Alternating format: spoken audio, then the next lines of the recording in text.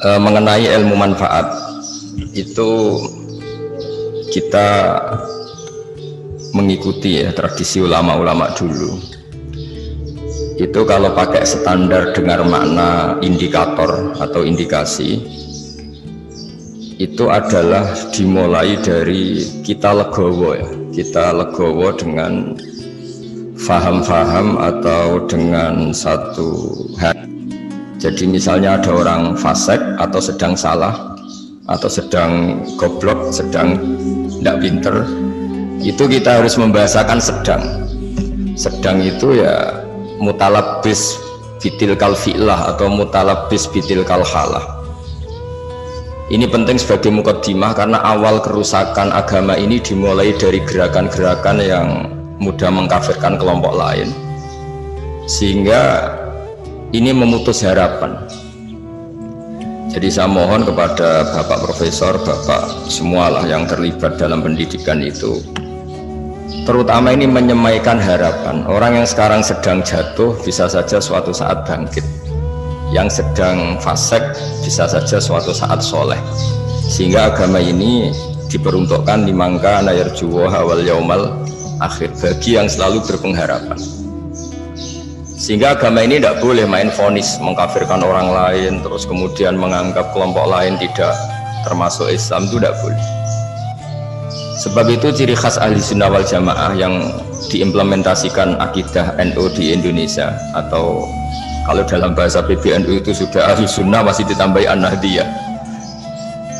Itu dimulai dari apa? Ciri khas ahli sunnah itu dimulai apa? Yang tidak mudah mengkafirkan orang lain. Karena sekali gerakan ini itu tumbuh dan kita masuk ke situ, maka orang Islam itu otomatis berkurang, karena yang hakikatnya masih muslim kita anggap kafir. Yang hakikatnya suatu saat tobat kita vonis atau kita statuskan, kita stigmasi sebagai orang yang jelek, sehingga nggak ada harapan lain lagi untuk baik. Sebab itu pengajian ini atau ngaji ini saya mulai dari ciri khas mazhab ahli sunnah wal jamaah tentang ilmu manfaat. Ilmu manfaat itu ilmu yang orang itu selalu berharap kepada Allah Subhanahu wa ta'ala. Liman kana yarjuwa wal yaumal akhir. Saya beri beberapa contoh masail fiqhiyah.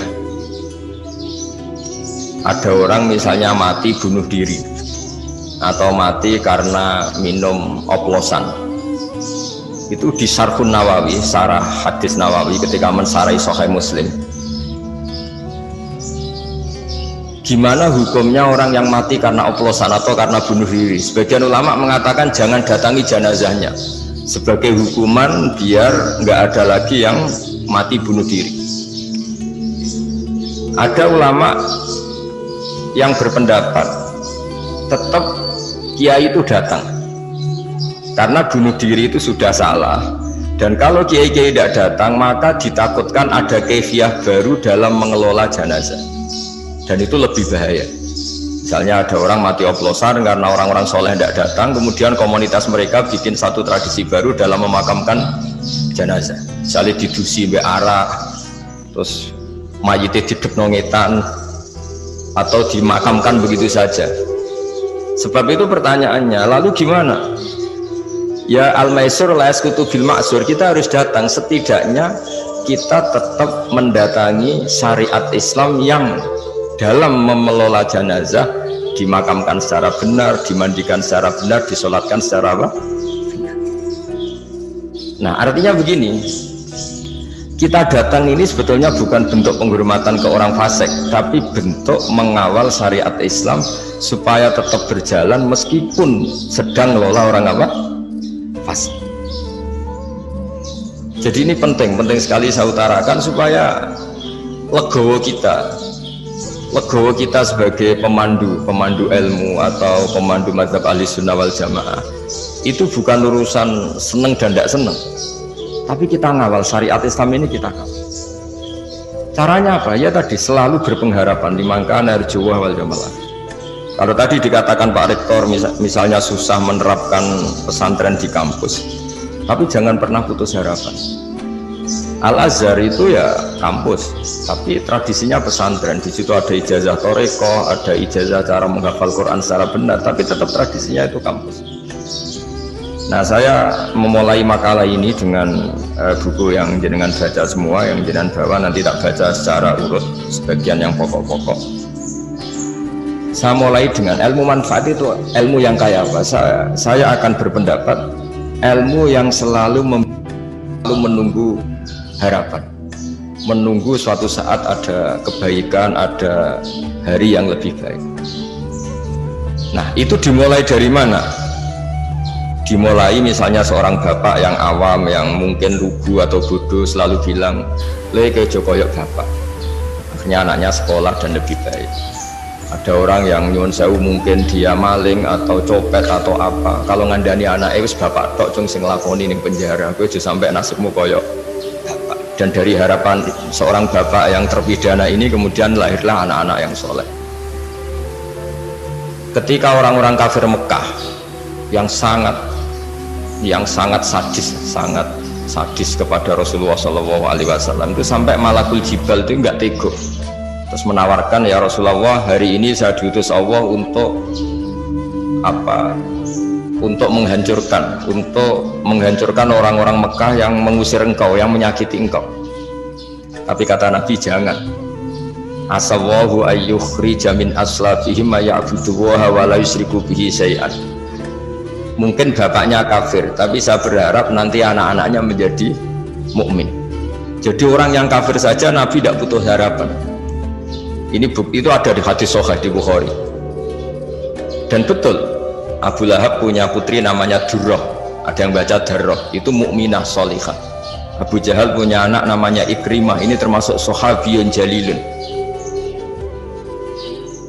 Jadi agama ini digerakkan oleh harapan, limangkan erjuwa. Bahkan ketika bapaknya belum, kan banyak sekarang di Indonesia. Banyak di Indonesia itu orang yang nggak bisa baca Quran, anaknya hafid.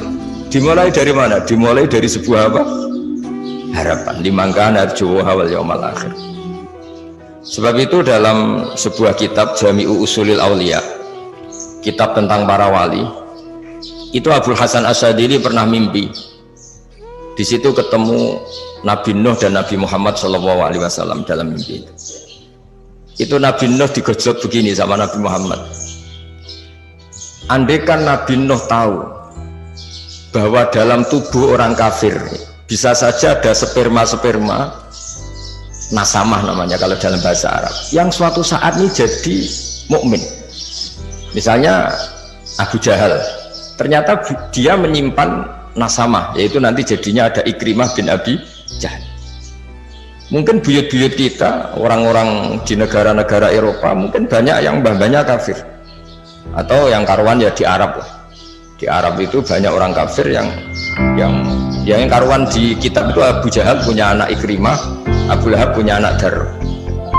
Andai kan Nabi Nuh tahu bahwa orang-orang kafir yang beliau pasutkan itu mati, padahal di tubuh mereka tersimpan nasamatan mukminah, bisa saja tersimpan calon-calon orang mukmin, maka mada'a ala qaumi, maka tidak akan masukkan kaumnya.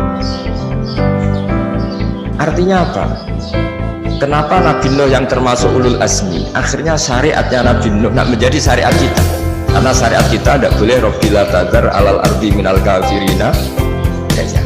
Karena yang sedang bodoh bisa saja di situ tersimpan calon-calon profesor, calon-calon doktor, calon-calon ulama, padahal bapaknya awam atau lugu.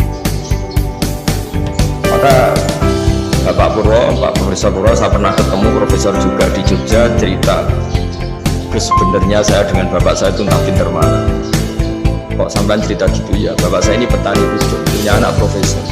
Saya profesor, anak saya naik SMP saja kesulitan. Sudah jadi pinter siapa?